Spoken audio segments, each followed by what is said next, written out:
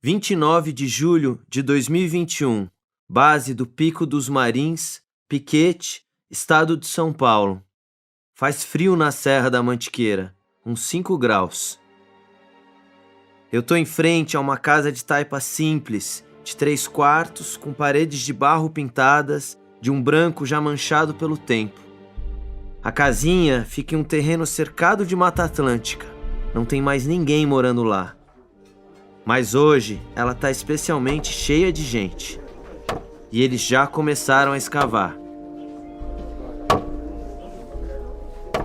Eu dou a volta na casa para alcançar a única janela que dá pro quarto onde tudo acontece. Eu tô em busca de um ângulo diferente. O lugar, que é pequeno, tá lotado de jornalistas. Umas 20, 30 pessoas. Eu percebo que eu, minha câmera e o Flávio Guedes, o técnico de som que me acompanha, a gente não ia ter a menor chance ali. Aquele pessoal é imprensa raiz, tá acostumado com esse tipo de situação. A gente tá em 2021, mas essa história, na verdade, começa lá em 1985. E é um pesadelo até hoje para os envolvidos. A gente abre para vocês lá, fotografa do jeito que tá. Depois, durante a escavação, a gente dá uma parada, vocês fazem a matéria. Esse é o delegado no comando do caso, o Fábio Cabete. Se quiser, né? Acho que tá razoável, né? Tá ótimo. Que também não atrapalha o trabalho da escavação, dos peritos, acompanhamento, né? Eu abro a janela de madeira devagar para não ser notado. Encosto o corpo da câmera na esquadria que fica mais ou menos na altura da minha cintura. Estabilizo o quadro e aperto o REC. E respiro aliviado.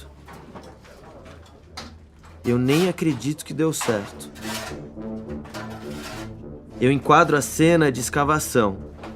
Fitas de isolamento amarelas, equipamentos de coleta de material, detectores de metal, 2 cães farejadores a postos, lanternas e marcas de giz delimitando o espaço de um corpo no chão. Parece um set de ficção, mas não é.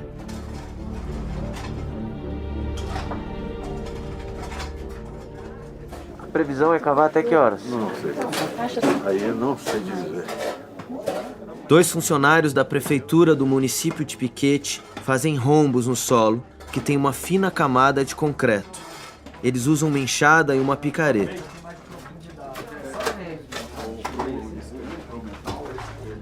De repente, o concreto é rompido e revela uma terra úmida. 3 outros homens acompanham de perto o trabalho da dupla e dão um comando. Mais pra cá, mais pra lá. Esses homens têm um distintivo policial diferente pendurado no pescoço, vermelho com os detalhes em dourado. Eu acho que são os peritos. Eu já vi um monte de coisa em uns bons anos fazendo documentários, mas não o que eu tava vendo ali. Nunca a cena de um possível crime. A escavação tá em busca de um corpo, ou o que restou dele. Alguém que desapareceu sem deixar nem um fio de cabelo de rastro há quase 4 décadas. Essa área é eminentemente ligada, né, ao IML, porque na eventualidade a gente achar alguma ossada, então ele já tem o conhecimento para dar um parecer, né? Entendi. Ele está com uma equipe grande aí, do Instituto Criminalística e o Ninguém pode afirmar que se trata de um crime, que fique claro.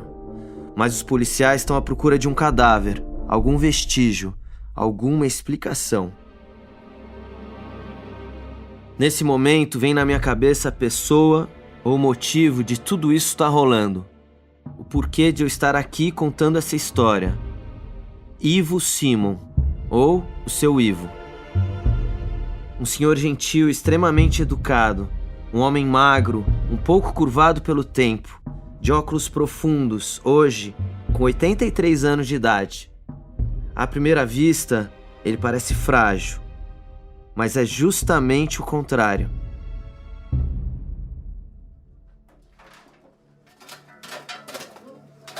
A reabertura pela polícia em 2021 de um caso lá de 1985 revolve terra úmida e reabre feridas bem antigas. Seu Ivo, que é peça-chave nessa reviravolta, preferiu não estar presente. Ficou na casa dele, na Zona Leste, em São Paulo, mas pediu que de quando em quando eu fosse mandando mensagens por celular com os detalhes. A ansiedade que a situação da escavação provoca me faz entender perfeitamente a ausência do seu Ivo ali. Aí do nada, os peritos informam que as sondas que eles estavam usando detectam material metálico embaixo da terra. Eu escrevo isso para o seu Ivo, mas logo apago a mensagem. Tento reformular a frase e decido mandar uma foto do meu campo de visão com os 2 funcionários cavando o que já parece ser uma cova. Me arrependo imediatamente. Imagino como essa imagem bate num pai que busca por seu filho de forma incansável por quase 4 décadas. Mas o seu Ivo é forte, muito forte, capaz de mover montanhas literalmente para descobrir o que aconteceu com seu filho. Seu Ivo é o pai da pessoa que aqueles homens, com distintivo vermelho e dourado, esperam encontrar na escavação. Marco Aurélio Bezerra Simon. O escoteiro que desapareceu no Pico dos Marins quando tinha 15 anos de idade, em junho de 1985, que motivou uma das maiores buscas por um civil da história do país, com pelo menos umas 200 pessoas envolvidas, entre militares, bombeiros, mateiros, alpinistas, espeleólogos e até videntes. Um mistério nunca esclarecido pela polícia. Um garoto que simplesmente sumiu, sem deixar nenhum rastro, nada. Esse é o Pico dos Marins, o caso do escoteiro Marco Aurélio. Episódio 1, uma cova sem resposta.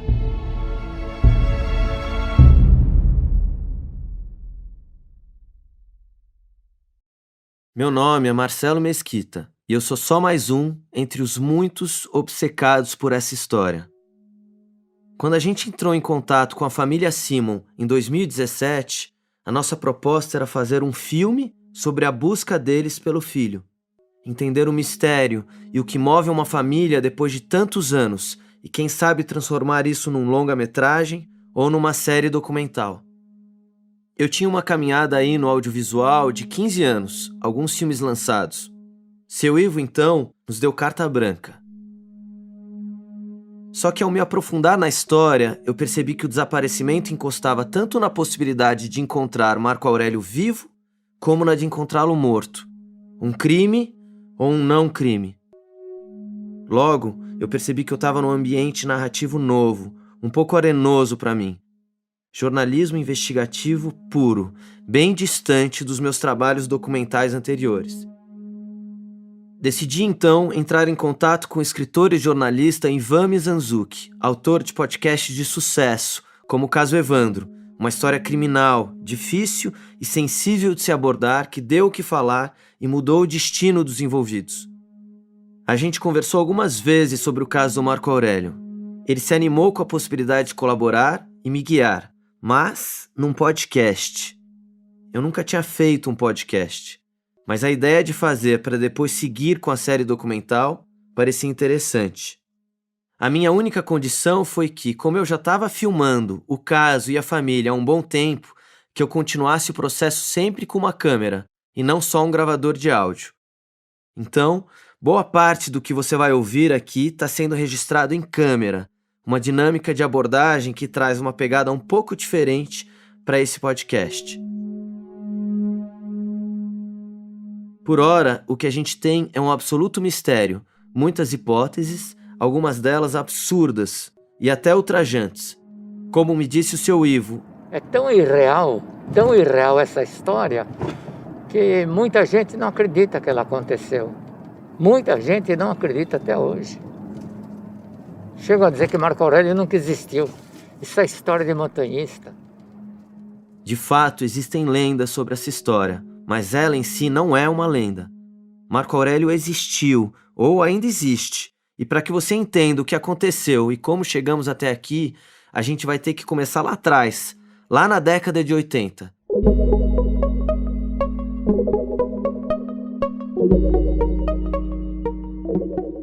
1985, ano do primeiro Rock in Rio. O ano em que o Sarney assume como primeiro presidente civil depois de 21 anos de ditadura militar no Brasil. Ainda pairava o clima pesado do regime autoritário. E por causa de massas de ar polar incomuns, 1985 foi especialmente frio. 5 de junho, São Paulo, capital. É uma quarta-feira, véspera de feriado de Corpus Christi, e também de um grande acontecimento para 4 garotos de um grupo de escoteiros. Eram adolescentes que tinham entre 14 e 15 anos de idade. Marco Aurélio, Ricardo, Osvaldo e Ramatiz. Eles tinham uma missão: subir o Pico dos Marins, um dos mais altos do estado de São Paulo. Se completassem essa missão, os escoteiros seriam alçados à condição de escoteiros sêniors, como se fosse uma mudança de nível na hierarquia, um rito de passagem. Com mais de 2.400 metros de altura, a escalada do pico é hoje uma aventura conhecida entre montanhistas no Brasil inteiro e até fora do país. Lembra daquele coach que colocou um monte de gente em perigo numa escalada em janeiro de 2022? Pois é, esse caso do coach que virou meme foi lá. Subir aquele pico não é brincadeira. Mais pra frente, nessa série, eu vou te contar mais sobre isso. Fato é que vários acidentes acontecem por ano no Pico dos Marins.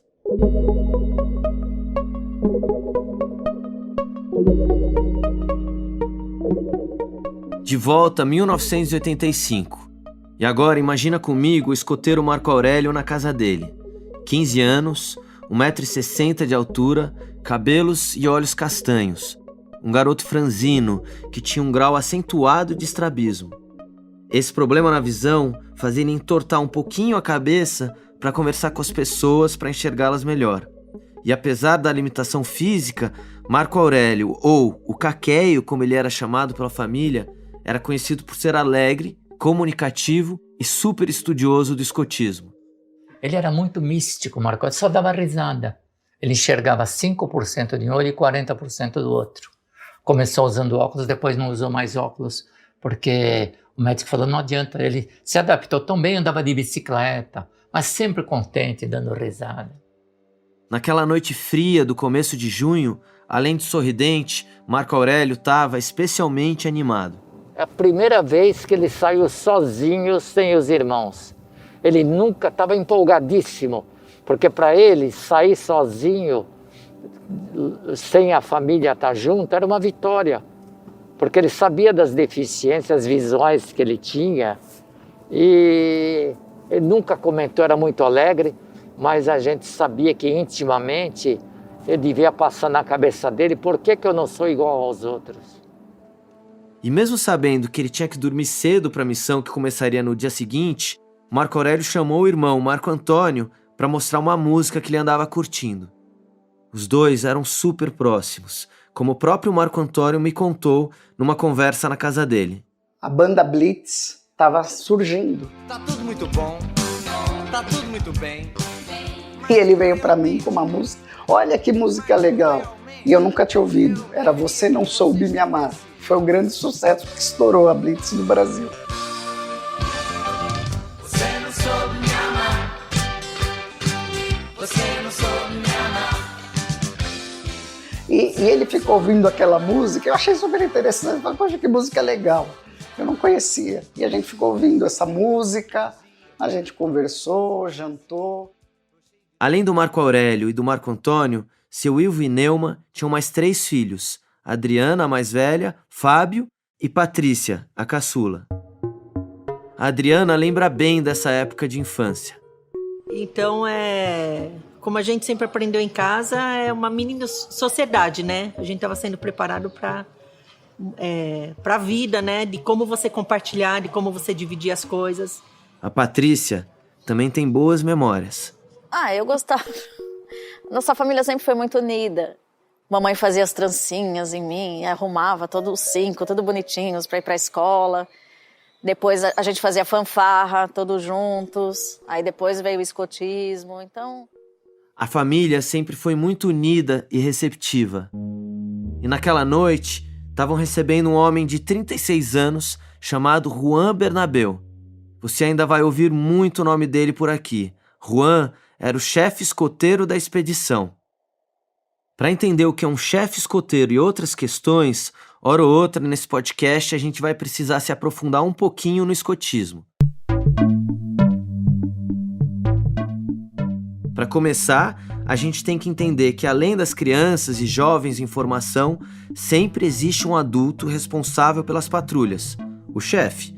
Na nossa história, o chefe era o Juan, um espanhol radicado no Brasil, encarregado de guiar a expedição dos garotos, a Patrulha 240. Ele era um bom chefe. O pessoal adorava ele justamente por ser rígido. E criança gosta de disciplina. Eu não sabia que era assim. Todos os meus filhos tiveram uma formação de caráter, de respeito ao próximo, respeito à natureza, dentro do escotismo. Juan conheceu e se aproximou da família Simon dentro do grupo de escoteiros chamado Olivetano, fundado em 1979 em São Paulo. Os olivetanos hoje não existem mais, mas é importante de entender que os grupos são fundamentais no escotismo. É neles que as atividades são organizadas. Hoje em dia, existe mais de 1.000 grupos escoteiros no Brasil, para se ter uma ideia. Muita gente tem uma visão folclórica do escotismo. Eu mesmo tinha, mas aos poucos eu fui descobrindo a complexidade do movimento, que é voltado para a formação e educação de jovens, cheios de princípio, regras e valores. A família é algo central. Pais, mães, filhas e filhos se envolvem bastante nas atividades. Então, nós dormimos no nosso quarto, o Rando acho que dormiu na sala. A gente não tinha tempo ruim, sabe, Marcelo? A gente no escotismo, a gente estava acostumado, a gente não precisava de luxo, não precisava nada dessas coisas. A gente se adaptava. O escotismo ensinava as pessoas, como ensinou, a se adaptar ao momento. Nós combinamos, inclusive aqui, quando nós jantamos, que eu ia viajar no dia seguinte, que eu fui levá-los até a rodoviária. Falei, Juan, tem o guia lá, não suba sem guia. Porque tem um provérbio que diz assim, os acidentes não acontecem, são causados. Se você tomar cuidado, o acidente não acontece.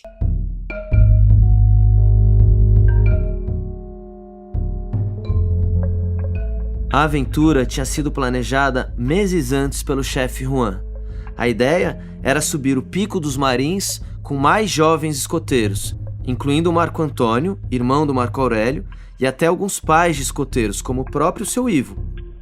Ao todo seriam 17, mas o pessoal foi desistindo e as circunstâncias acabaram juntando uma patrulha de apenas 5, um adulto e 4 garotos. E a vida deles nunca mais seria a mesma.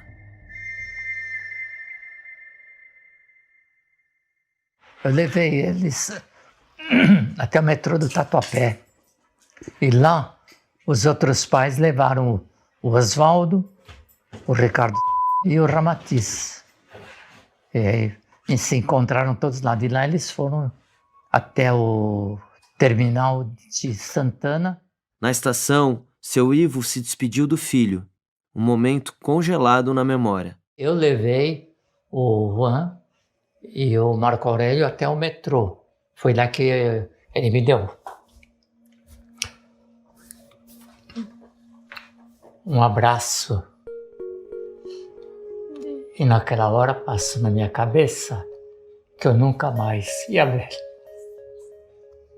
vê-lo. Eu estou incrível.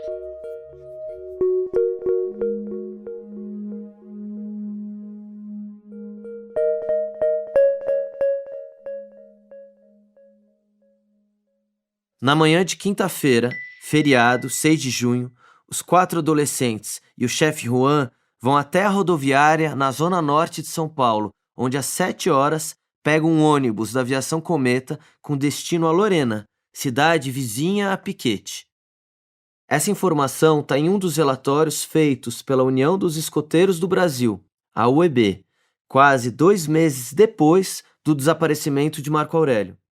O relatório se baseia nos depoimentos do chefe Juan, Ramatiz, Ricardo e Oswaldo. Aqui vale um parênteses. A gente vai usar esses relatórios como uma das referências para reconstruir a história da expedição ao Pico dos Marins, que levou ao desaparecimento de Marco Aurélio. Alguns desses relatórios, inclusive, foram anexados aos autos do inquérito policial desse caso, que a gente vai falar mais para frente.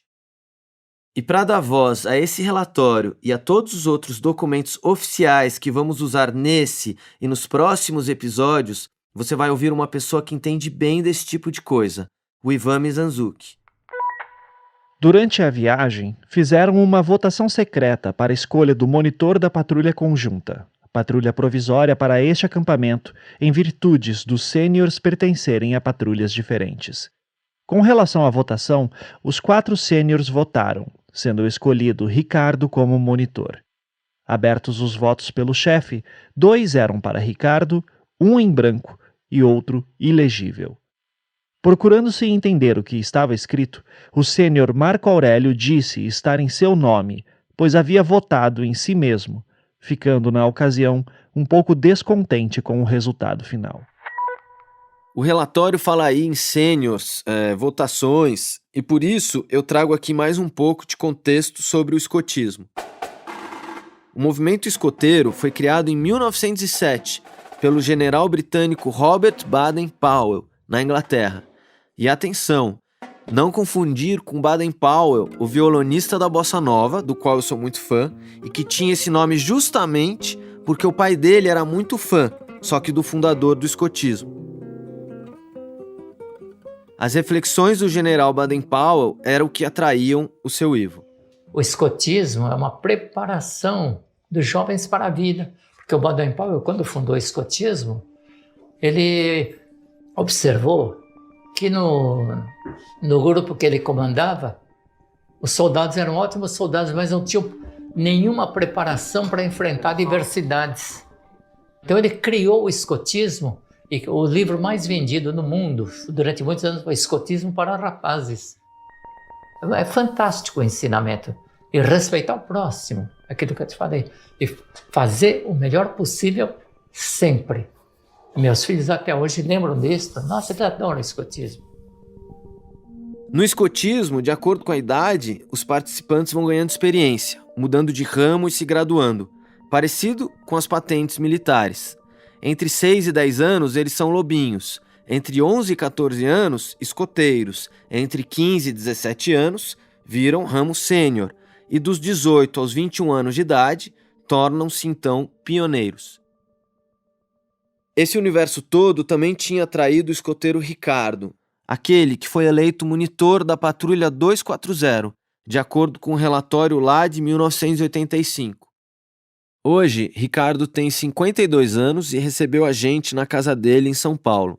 O monitor ele tem um papel de organizar as ações. Ele tem um papel também de identificar oportunidades de melhoria, crescimento e desenvolvimento. Então existe uma dedicação do monitor no sentido de uma condução de uma equipe. É muito mais do que uma liderança autocrática. Tá? É uma liderança muito mais participativa. Muito do que o Ricardo se tornou hoje é em função dos princípios da formação do próprio escotismo.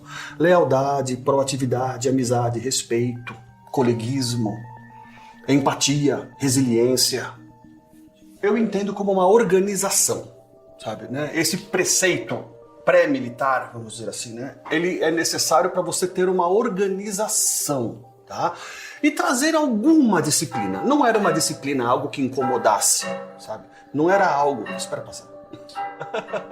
Na casa do Ricardo, como se quisesse nos lembrar de que o tempo é outro personagem essencial nessa narrativa, um relógio de parede antigo às vezes se intrometia na gravação. Então, como eu estava dizendo, Esta questão de ter uma ordem, vamos dizer assim, né, que parece-se com o militarismo, vamos dizer assim, né, é muito leve no escotismo. Era mais num intuito de organização, num intuito de trazer alguma disciplina, tá? Era num intuito de formação de grupo, sabe, assim, né, de saber então quem que é o monitor, quem que é o submonitor, né? Quem que é o chefe, para quem que a gente tem que organizar, o que que é certo fazer, o que que é errado fazer. Isso nos balizava enquanto atitudes, mas não nos tolia enquanto pensamento.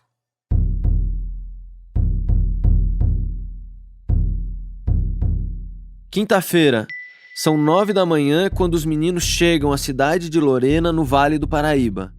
Ali, já é possível ter uma primeira visão da Serra da Mantiqueira e seus mares de morros. Os garotos são recebidos por chefes escoteiros de um outro grupo que atuava na região, o grupo dos Puris, que vinham ajudando na logística da organização da expedição junto a Juan. De Lorena, eles vão até Piquete, a última cidadezinha antes da subida para os Marins. O chefe Paulinho estava lá esperando por eles. Na época eu era chefe do grupo escoteiro. Grupo escoteiro Puris, que é aqui de Piquete. A gente fazia o básico de escoteiro, né? Nós tínhamos a tropa sênior, tropa escoteiro e tinha os lobinhos também, né? Então nossa atividade era todo sábado aqui no ginásio ali da fábrica aqui em Piquete, aqui em cima. Eu gostava, porque participava eu e meu filho, né? O Paulinho me contou sobre a chegada do grupo na casa onde o pessoal acampava antes de subir a montanha. Nessa época eu tinha uma Kombi, então fui incumbido de levar os garotos até lá na casa do seu Afonso. Chegando lá, eu conversei com o seu Afonso, expliquei para ele do grupo, o Juan também conversou com o seu Afonso. Diante disso, acertamos o horário para mim no domingo ir buscá-los, para trazer de volta a Piquete. Aí, baseado nisso, o pessoal foi acertar lá onde eles iam acampar, armar as barracas, aquele negócio todo, e eu vim embora. O seu Afonso é outro personagem central dessa história. Ele morava na única casinha que ficava na base do Pico dos Marins. Guarde essa informação.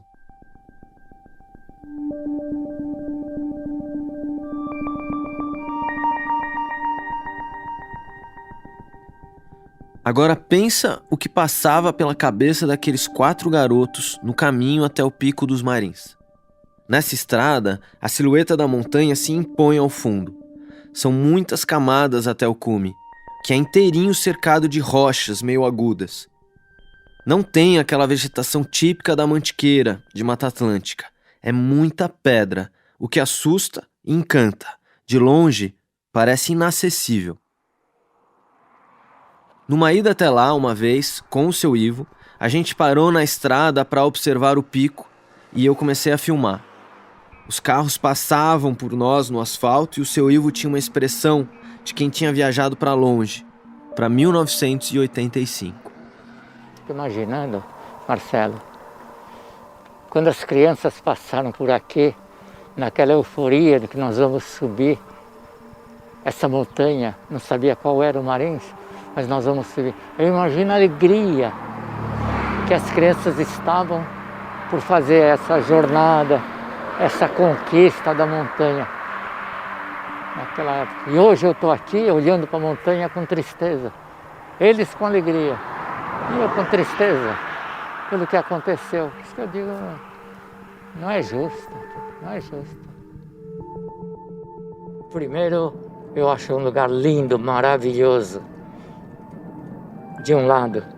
E do outro lado, para mim, se não existisse o Pico dos Marins, se não existisse essa serra maravilhosa, eu não tinha passado por esse problema da minha vida. O que eu posso dizer? O que eu posso imaginar na minha cabeça? Não sei. Não sei dizer qual o sentimento que eu tenho, sabe? Porque eu sei que foi aí que aconteceu a tragédia, foi aí que tudo começou. E vamos ver onde que vai acabar essa história.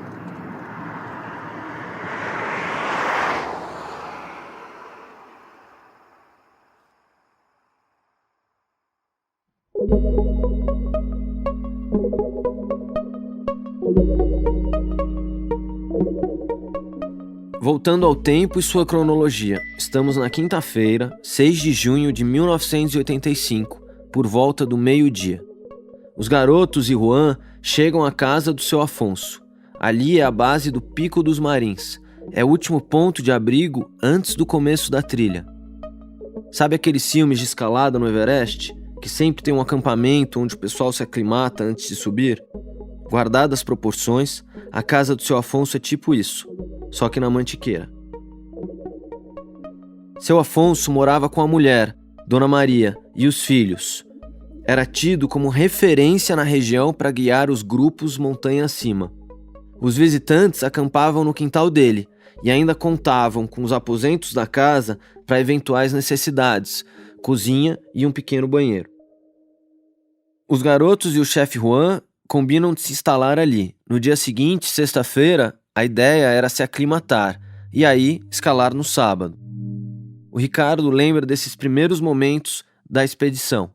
Me lembro que nós montamos a nossa barraca, escavamos um canto de uma pequena encosta, assim, né, um barranco, para poder fazer um fogo, né?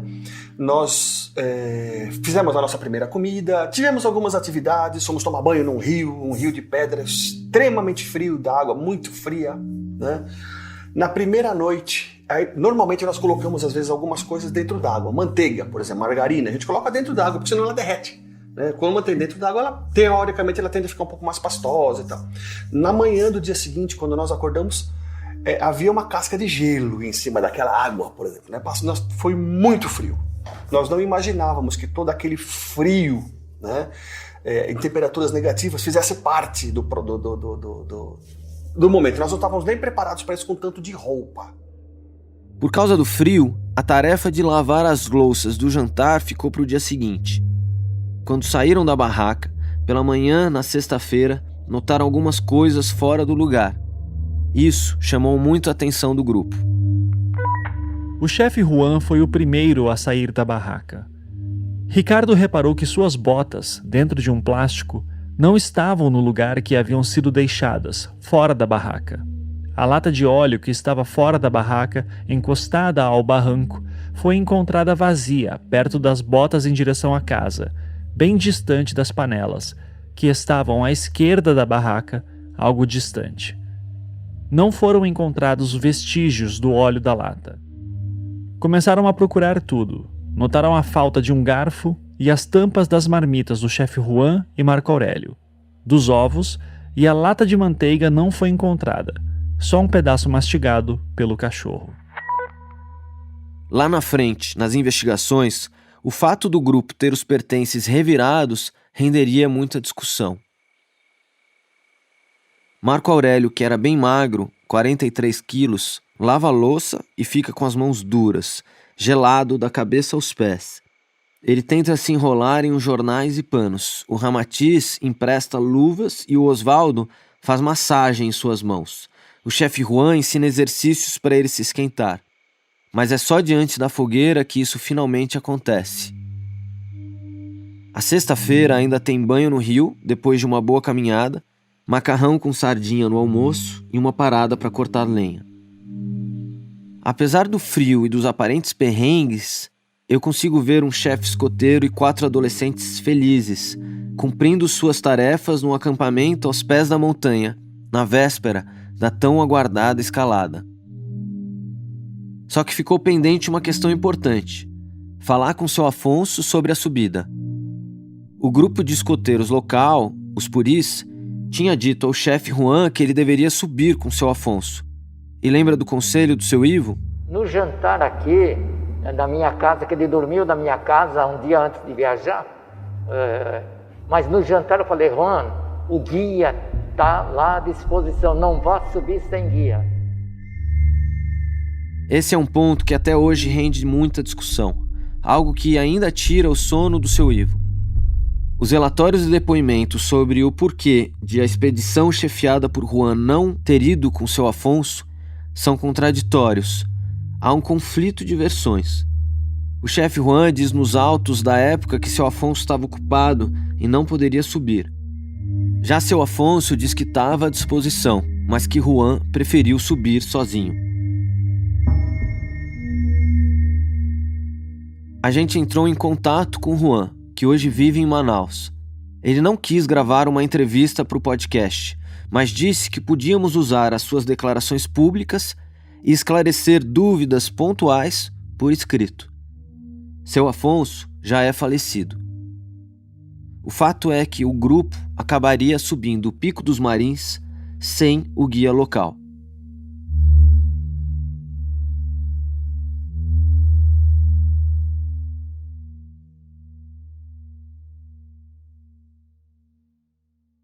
Ainda na sexta-feira, véspera da subida, o relatório conta que os meninos bateram papo sobre a estrutura das pirâmides e sobre discos voadores vistos em Campos do Jordão.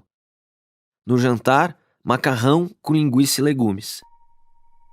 E aí acontece um outro momento que vai ser relevante para pensar o que rolaria depois, o chamado fogo de conselho. É um momento muito forte e simbólico dentro do escotismo. O Ricardo fala mais sobre isso.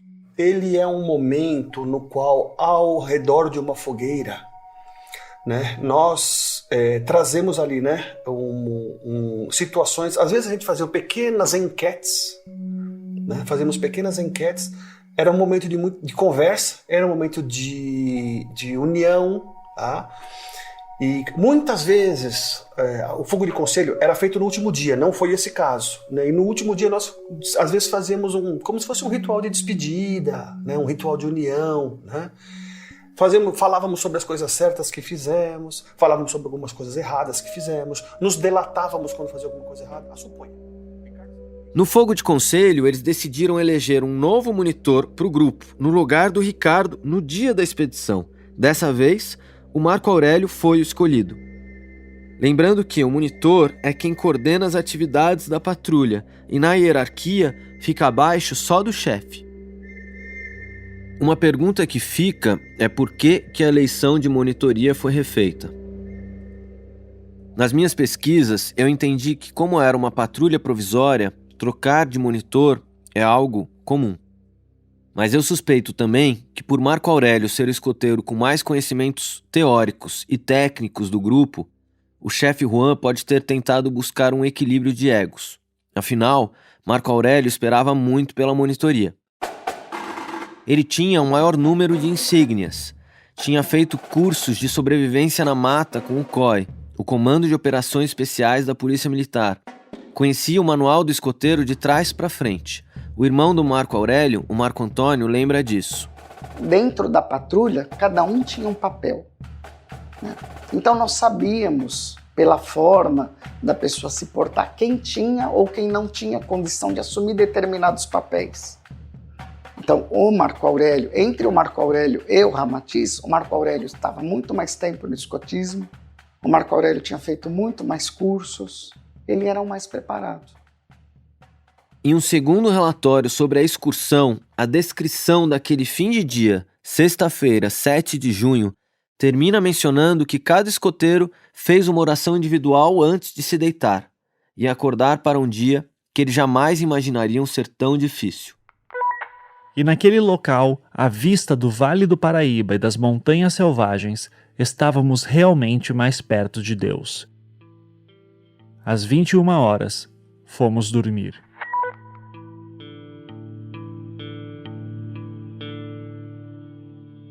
Dia 8 de junho, sábado, dia da tão esperada subida. O grupo se levanta às 6 da manhã e começa a organizar as coisas, tomar café e fazer a higiene. Passam 2 grupos de montanhistas pelo acampamento dos garotos e se oferecem para subir junto o Pico dos Marins. Primeiro, uma família da região e depois um outro grupo, de 15 a 20 pessoas vindas de Lorena. O chefe Juan nega os 2 convites. Segundo o relatório, ele alega que ainda era cedo quando esses grupos passam e eles planejavam sair depois, às 9h. Eu me pergunto, teria a história sido diferente caso a patrulha topasse algum convite? Nunca saberemos.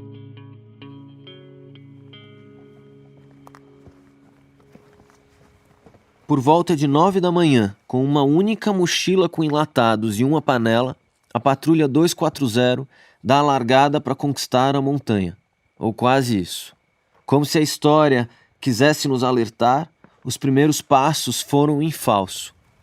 Em vez de pegar a trilha pelo mato que normalmente os montanhistas seguiam, optaram por ir por uma estrada de terra, o que acarretou num atraso de mais de 1 hora até a primeira parada, o Morro do Careca, onde eles acabam chegando mais cansados do que deveriam.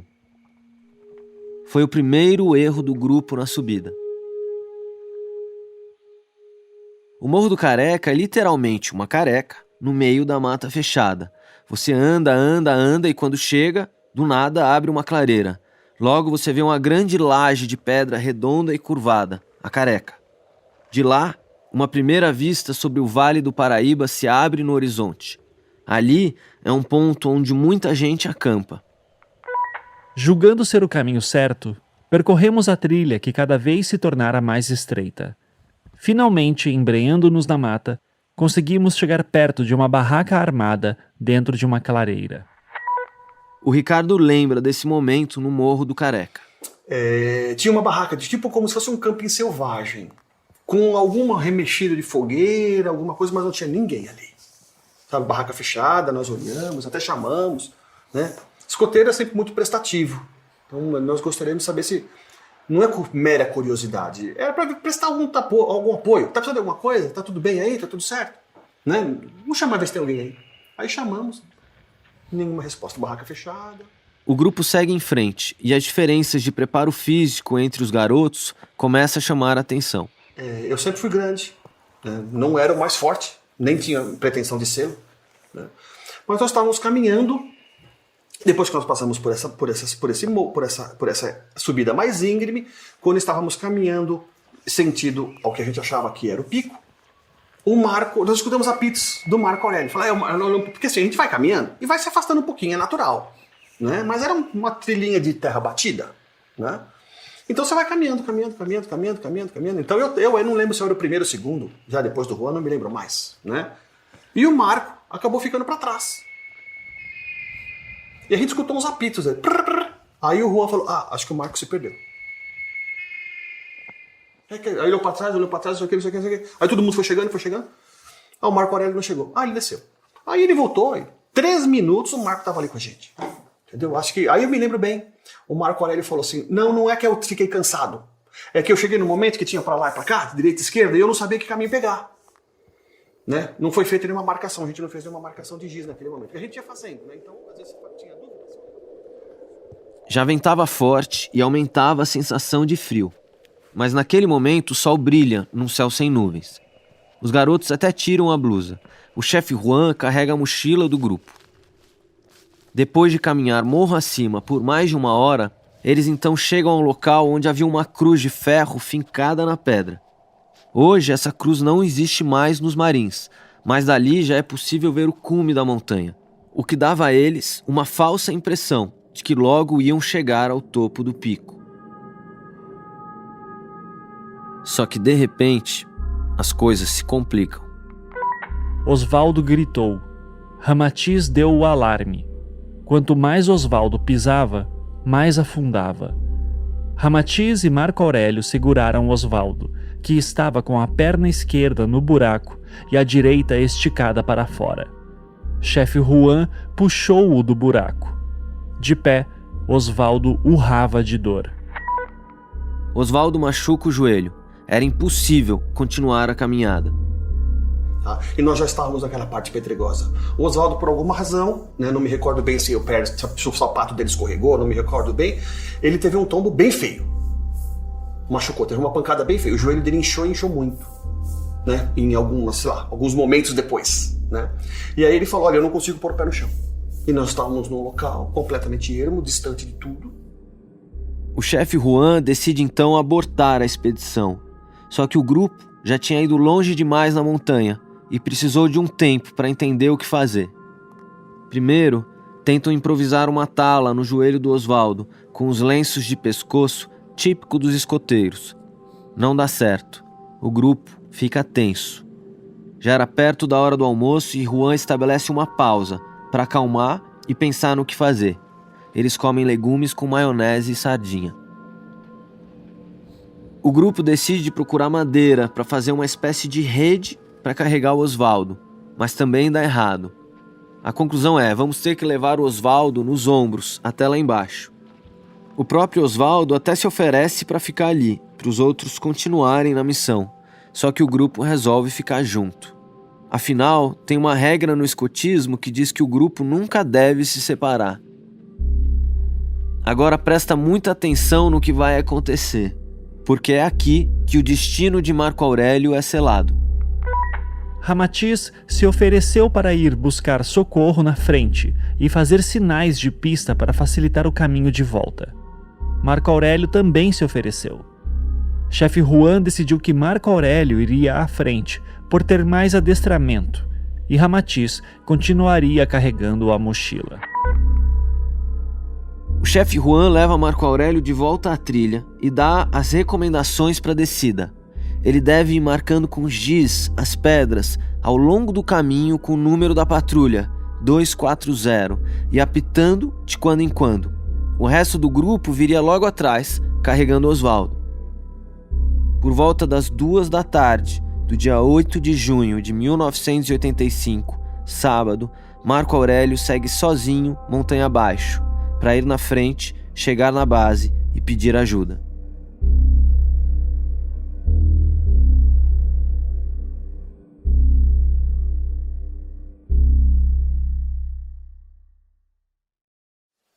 Então eu entendo a decisão lá na hora, foi quase como um colegiado.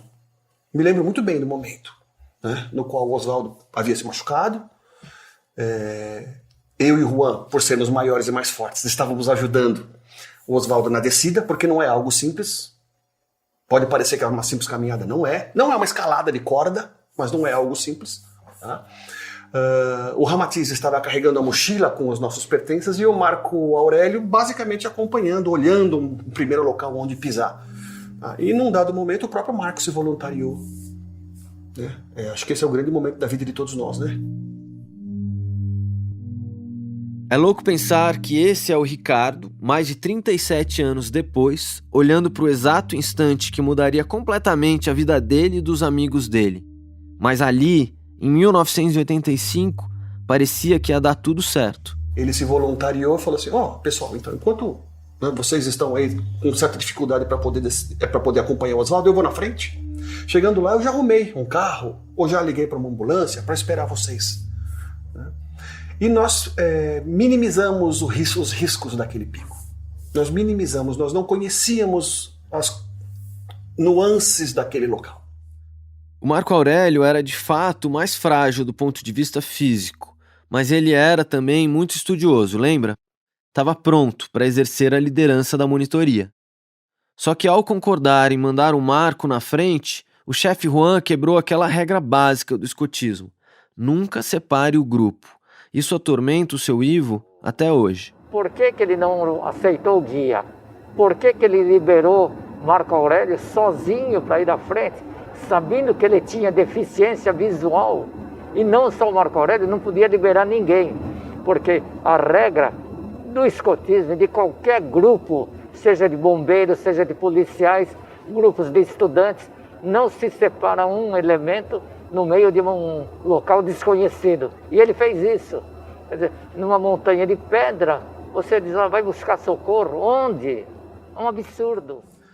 O Marins é algo interessante, porque quando você fala, eu vou descer, o que você imagina que você vai fazer? Que você vai, como a própria palavra sugere, descer. Você vai pegar um aclive e vai seguir. O Pico dos Marins, você acompanha ele por cima para você descer. Você vai acompanhando ele pelo cume, vai, e sai. Passa ali no Morro do Careca e sai. Se você descer, você pega trechos de mata fechada, que foi isso que aconteceu, não só com o Marco, como conosco também. Marco Aurélio ia na frente e o combinado parecia funcionar. Mas, segundo o relatório, em apenas 30 minutos, tudo muda. Às 14h30 ou 14h45, ouvimos pela última vez antes. Devido ao estado de saúde de Osvaldo, não pudemos seguir o percurso assinalado, desviando-nos e não encontrando mais os sinais. O grupo passa por 2 marcações de giz nas pedras, feitas por Marco Aurélio. Aí, diante de uma bifurcação na descida, o chefe Juan decide virar à direita com os 3 garotos. Marco Aurélio tinha virado à esquerda. E esse é um grande ponto de discussão, um dos principais dessa história. Por que Juan escolheu um caminho diferente e que se revelaria muito mais longo para descer a montanha? Foi um desvio sem volta. A partir daquele momento a gente perdeu completamente a noção de direção e passado um pouco ainda caiu a noite. Sem Marco Aurélio, o grupo do chefe Juan pega uma trilha pouco comum que os leva para a mata fechada. Uma caminhada que era para durar umas 2 ou 3 horas até a base na casa do seu Afonso duraria 12 noites adentro e provavelmente com sensação térmica abaixo de 0.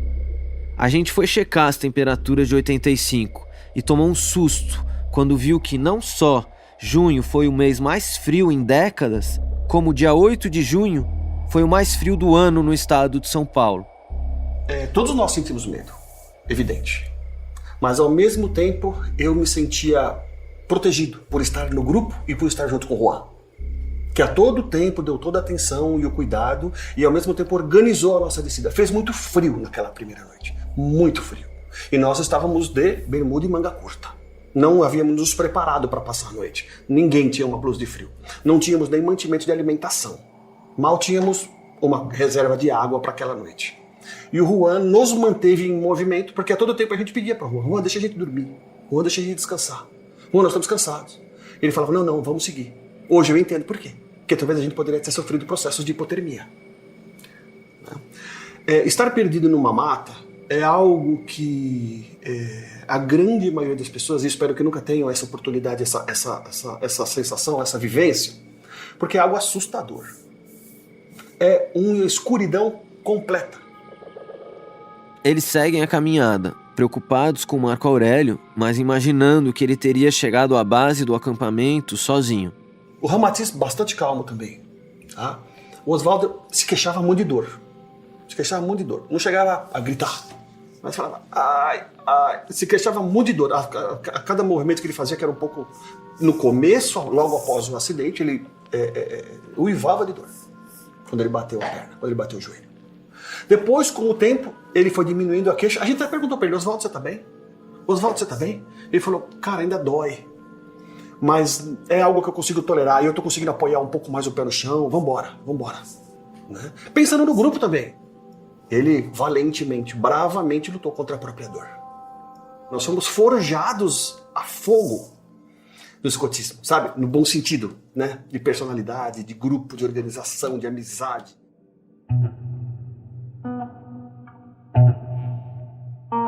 Enquanto isso, seu Ivo, a mulher, os filhos e um casal de amigos estão no sítio do Simon, pertinho de São Paulo, para curtir o feriado. Na narrativa da família, um episódio com Neuma, a mãe do Marco Aurélio, é sempre recontado. O Marco Aurélio sempre foi muito amoroso, muito ligado à minha mãe. Neuma, hoje já falecida, é descrita como uma mulher acolhedora e sensitiva, uma mãe afetuosa. No relato de Marco Antônio, o irmão, e do seu Ivo, o pai, por volta das 2 da tarde do sábado, no mesmo momento em que depois eles ficam sabendo que o grupo se separou nos Marins, Neuma fica incomodada, pressentiu que algo estava errado. Ivo, vamos embora. Eu falei: mas Neuma, nós trouxemos um casal de amigos para passar o fim de semana com a gente. Como é que vamos embora? Eu quero ir embora, está acontecendo alguma coisa. E do nada, a família Simon explicou aos amigos convidados que teriam que deixar o sítio. Isso foi no sábado. Chegando em São Paulo, ela começou a ligar para as mães dos outros escoteiros se tinha alguma notícia daqui de Piquete. E eles falaram, elas diziam: não, até agora não sabemos de nada. Eles diziam: está acontecendo alguma coisa. E exatamente era a hora que tinha acontecido o fato aqui. Eu falei assim: não, pai, isso é porque é a primeira vez que ele está indo sozinho, né? Deve estar tudo bem. E o meu pai: Neuma, fica tranquila, deve estar tudo em ordem, está tudo em paz. Mas tanto a minha mãe falou que nós voltamos.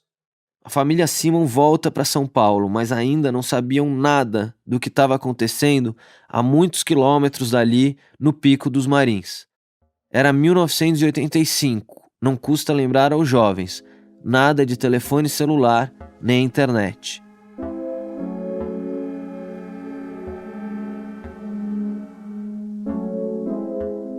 Já na madrugada de domingo, 9 de junho, os escoteiros cansados seguem as estrelas rumo oeste, guiados pelo chefe Juan. Eles continuam por horas com dificuldades pela mata, perdidos, até chegar a uma casa que finalmente dá uma pista de onde estão. Quando nós chegamos, nós somos, imagina, né? 4 pessoas chegando lá de madrugada, sei lá, 4 da manhã, 3 da manhã, não me lembro bem, né? Gritando, estamos perdidos, estamos precisando de ajuda, né? A pessoa da fazenda, do sítio, nos recebeu com uma espingarda na mão. Né? Não nos apontou, né? Mas ele estava com a espingarda na mão, estava com medo. Aí nós falamos, o Juan praticamente conduziu a conversa. Olha, nós estamos... E resumindo, na conversa, Juan descobriu que o grupo andou tanto que cruzou o limite do estado e já estava lá no sul de Minas, em Marmelópolis. Essa fazenda onde eles chegam era a propriedade do seu filhinho, que recebe os escoteiros com a arma. Eles estão a 6 quilômetros, pasmem, da casa do seu Afonso, a base do acampamento, para onde só conseguiriam voltar perto das 5 da manhã do domingo. Lembrando, eles tinham saído às 9 da manhã do sábado, quase 20 horas antes. O Ricardo conta o que lembra dessa chegada. Quando nós voltamos ao acampamento, nós encontramos uma situação muito inusitada. A nossa barraca estava semi-derrubada.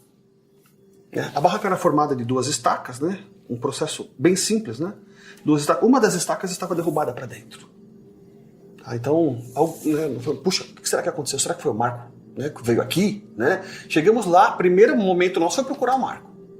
Procurar o Marco Aurélio. Marco Aurélio, procura. Ele não estava. Devido ao fato da barraca estar derrubada e com algumas coisas reviradas, né, nós falamos, talvez o Marco tenha estado aqui, deva ter pego alguma coisa, né? E deva ter saído procurado ajuda. Né? Nesse momento, nós abrimos ali, né, uma lata de leite condensado para a gente comer alguma coisa, porque não tinha comida pronta, não tinha nada preparado. Né? Abrimos uma lata de leite condensado, né? Comemos de colher ali rapidinho. Né? Às 6h30 da manhã do domingo, o chefe Juan sai sozinho para procurar Marco Aurélio na trilha. Tá, então o Juan falou, vocês fiquem aqui, vocês descansem. Né? E nisso ele foi. E aí nós ficamos sabendo que o Marco Aurélio não tinha aparecido. O chefe Juan só volta às 10h30 da manhã, sem sucesso, de acordo com o relatório dos escoteiros.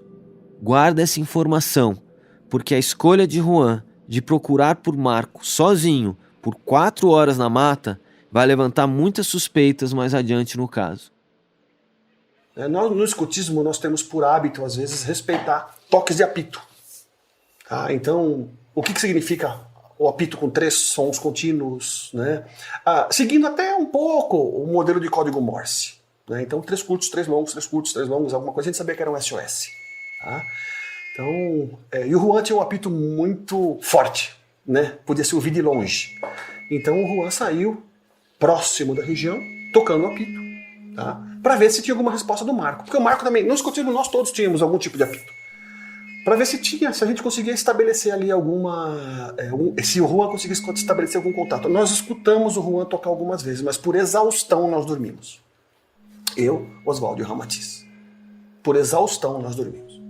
Não sei dizer quanto tempo mais. 4 horas, 3 horas, 5 horas, não sei dizer mais. Desmaiamos. Eu não posso dizer que nós dormimos. Mas enquanto nós estávamos aguardando, talvez esse sono chegar, né, e aflitos também com a situação do Marco, né, nós escutamos o Juan tocar várias vezes o apito.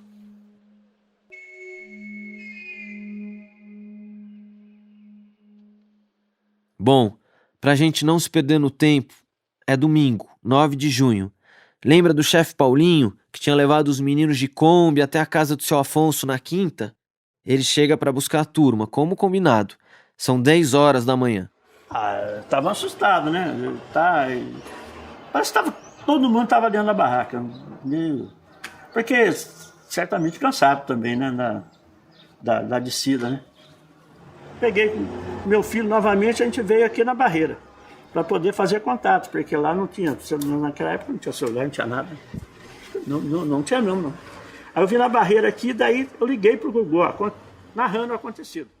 O Paulinho menciona aí o Gugu.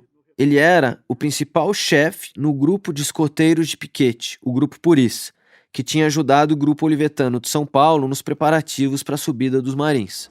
Aí foi que acionou aqui em Piquete um pessoal nosso aqui do apoio do grupo, que foi mais ou menos se eu não me engano, umas 5 pessoas que foram para lá para poder dar uma varredura, né? E nesse período estava assim meio já querendo chover, meio já com aquela neblina danada, né? E nós saímos gritando... O chefe Gugu chama outros integrantes dos Puris para ajudar. Esses chefes entram mais uma vez com Juan na trilha para buscar Marco Aurélio por conta própria. E um detalhe: eles optam por não avisar a polícia que o garoto estava perdido.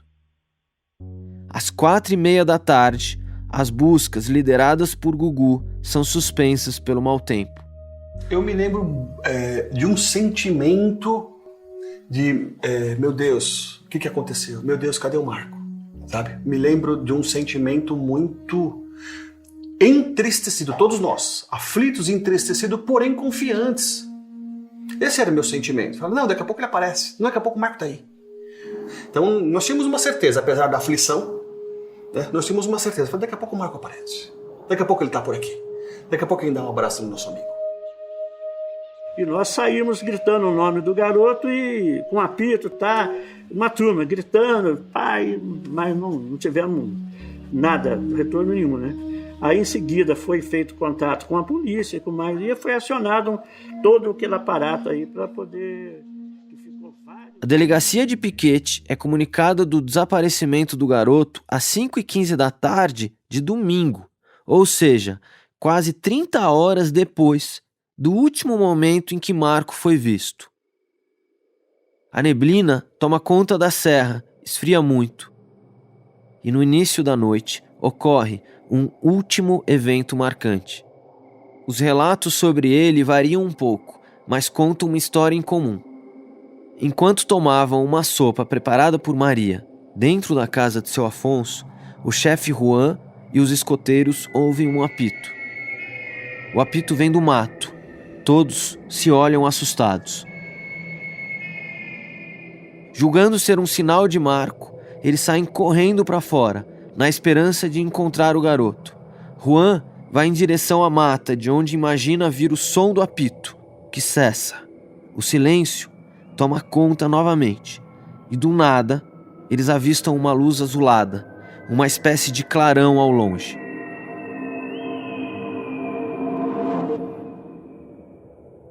Apesar do fato ter sido relatado à polícia, segundo os autos e depoimentos da época, nunca acharam nenhum apito nas proximidades ou algo que explique esse estranho clarão azul.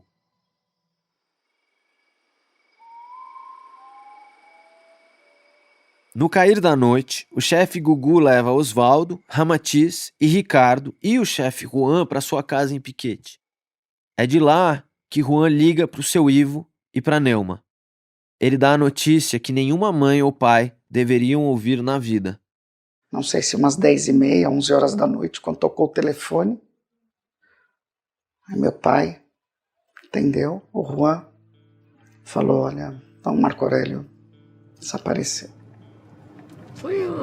Olha, a gente ficou assim num estado letárgico, sem saber, ouvindo aquilo. E novamente a gente na hora começou, será que é verdade? Eu lembro que meu pai ficou branco, né? Falou com a minha mãe, eu estava perto, e aí foi uma sensação terrível, né? Será que está acontecendo isto? Será que era verdade? Era verdade. Até hoje, 37 anos depois, uma triste verdade.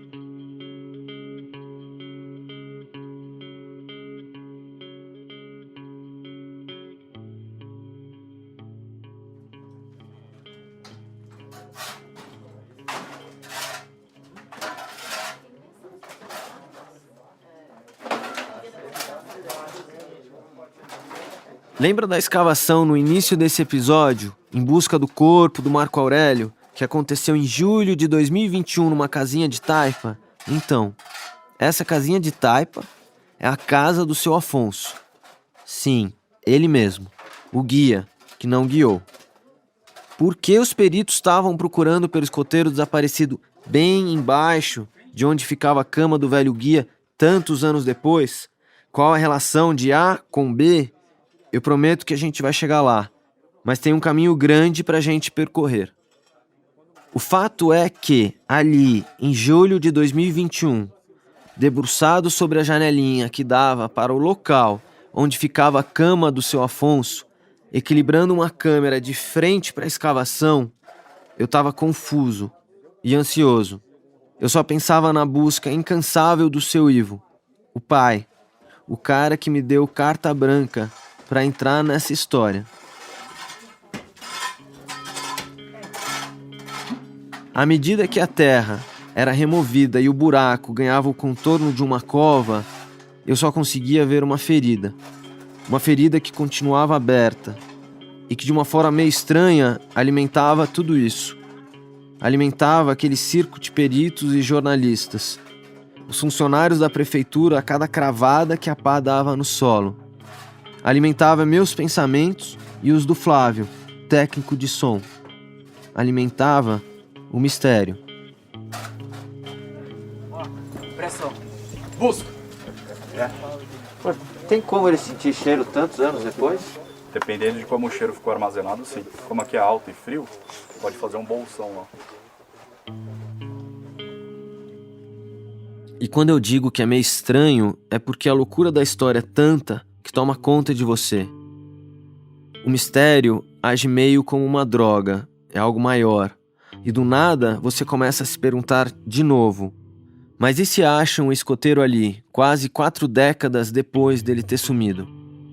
E se não tem corpo? Entende? O pensamento que deve estar aí te incomodando enquanto você me escuta ruminando a sua cabeça se tudo isso é crível ou não, é exatamente o que me incomodava durante as escavações. E ao mesmo tempo, é o que me movia, me fazia continuar, me faz continuar. Mas a verdade é que existiam ali também fatos e provas de que o que levou a polícia a escavar aquele local aquele dia foi um equívoco. Um grande equívoco. Um desvio de rota. Mais um desvio de rota. E assim, seguindo a rota errada, apesar de toda a equipe de experts e peritos, criminais, procedimentos e principalmente de toda a expectativa causada pela escavação, Marco Aurélio não estava lá. Nada foi encontrado, nenhum vestígio, nenhum fio de cabelo. Todos foram traídos pelo mistério. Só que nem tudo foi em vão, porque para que as escavações fossem feitas em 2021, o inquérito, que estava fechado, precisava ser reaberto. E ele estava arquivado desde 1989. E graças à persistência do seu Ivo, ele foi reaberto. E isso é uma vitória muito importante para a família de um desaparecido. Manter o caso vivo.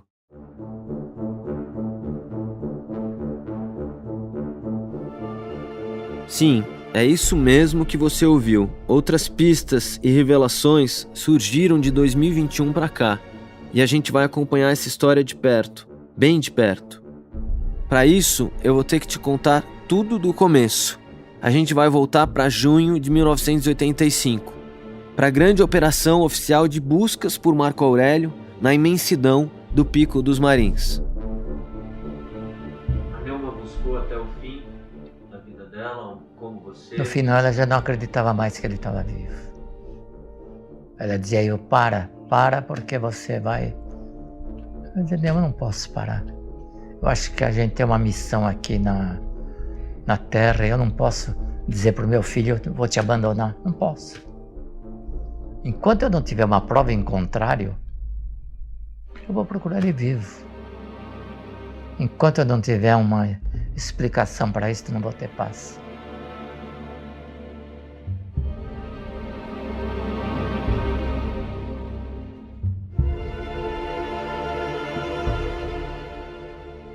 Agora um recado rápido antes da gente se despedir.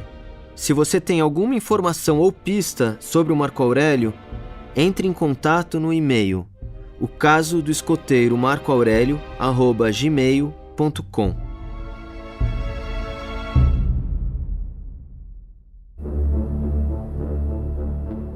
Pico dos Marins é um podcast original Globoplay. Eu sou o Marcelo Mesquita e assino a direção, o roteiro e a criação do projeto. A direção geral é do Ivan Mizanzuki. Pela Globo, Fábio Silveira é o gerente de podcasts e o analista de conteúdo é o Marcelo Sobata.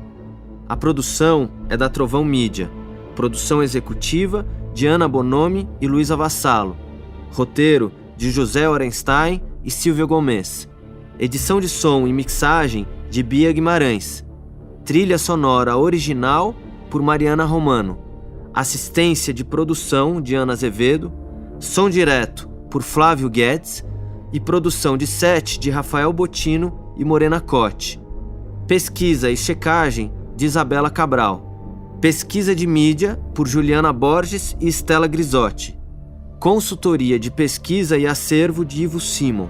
Consultoria jurídica de Elisa Cruz. Apoio logístico e transporte do Jonas. Transcrições por Sofia Magagnin e Mariana Sequinel. Gravado no Trampolim Estúdio em São Paulo. E fica aqui um agradecimento especial a toda a família Simon.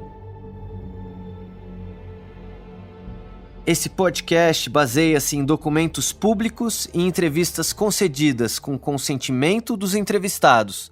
Não se trata de uma investigação policial. A família Simon não interferiu e não tem nenhuma responsabilidade sobre o conteúdo desse podcast.